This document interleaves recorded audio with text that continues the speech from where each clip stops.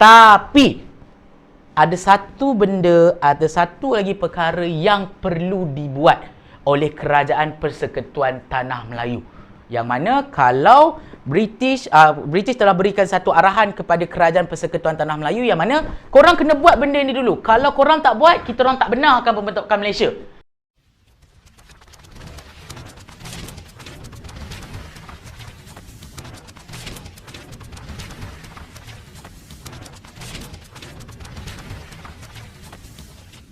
Hai, Assalamualaikum. Anda bersama dengan saya lagi, Sir Histrozi, Let Histrozi Teach You History. Jadi untuk video kali ini, kita berada pada bab yang kelima, tingkatan 5, pembentukan Malaysia. Dan ini adalah sambungan untuk video yang sebelum ini, iaitu bahagian kedua berkaitan tentang pembentukan Malaysia, langkah pembentukan Malaysia. Siapa yang belum tengok lagi video bahagian pertama, korang boleh tengok 2 langkah pembentukan Malaysia di bahagian yang pertama. Check out video saya tentang siri lawatan dan juga JSKM. Jadi bahagian kedua kita tengok lagi 2 lagi langkah pembentukan Malaysia di dalam negara kita. Alright. So, selepas kita buat JSKM, kita bergerak kepada langkah yang ketiga, iaitu referendum Singapura. Apa benda ni referendum sebenarnya, Sir? Saya tak faham maksud referendum itu. Maksud referendum ialah jadi saya akan terangkan, okey? So, maksud referendum adalah pungutan suara. Alright? So, pungutan suara yang diambil oleh sesebuah kerajaan terhadap rakyat-rakyatnya. Senang kata, referendum itu adalah pungutan suara. Okey? So, bagaimana referendum ini berlaku? Bermula dengan rundingan antara pemimpin Tanah Melayu dan juga Singapura. Alright, yang mana Singapura ni dia tak termasuk dalam JSKM, tapi dia ada special case. Dia ada satu referendum. Jadi, kerajaan Tanah Melayu dengan Singapura buat satu rundingan khas. Alright, dan hasil rundingan tersebut, Singapura bersetuju untuk memasuki Malaysia, untuk menyertai pembentukan Malaysia, tapi ada syarat. Alright, yang mana rakyat Singapura ingin melakukan satu referendum. Apa ini referendum? Adalah pungutan suara. Maksudnya, pemimpin Singapura pada waktu itu ingin melihat sendiri pungutan suara daripada rakyat-rakyatnya semua, kan? Mereka kalau nak masuk dalam Malaysia, mereka nak bentuk yang macam mana? Mereka nak masuk yang macam mana? Apa syarat-syarat yang mereka nak Kerajaan Persekutuan ini patuh kalau mereka nak masuk dalam Malaysia?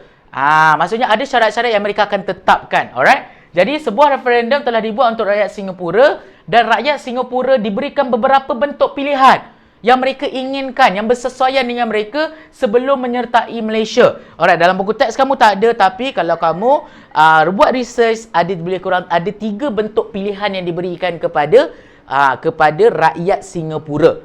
Alright, bentuk apa yang dipilih, saya tak sure bentuk apa, tapi ada 3 bentuk pilihan. Dalam buku teks kamu tidak ada menceritakan. Alright, jadi bila pilihan itu telah dibentuk, dekat situlah keputusan pilihan referendum telah diwar-warkan, yang mana Singapura bersetuju dengan syarat yang dengan pembentukan Malaysia, tapi pilihan bentuk yang dipilih adalah Tanah Melayu kena mematuhi syarat-syarat yang telah ditetapkan dalam referendum, dalam pungutan suara yang telah dipilih oleh rakyat Singapura. Kalau Kerajaan Persekutuan ataupun Tanah Melayu tak nak patuh atau tak nak mengikut syarat yang ditetapkan, mereka tak nak masuk Tanah Melayu. Mereka tak nak masuk pembentukan Malaysia. Nampak tak? Yang ni kita panggil referendum Singapura.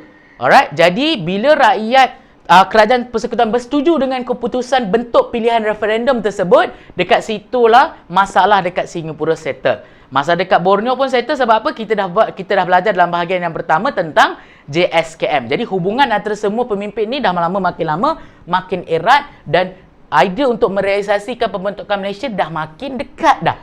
Alright.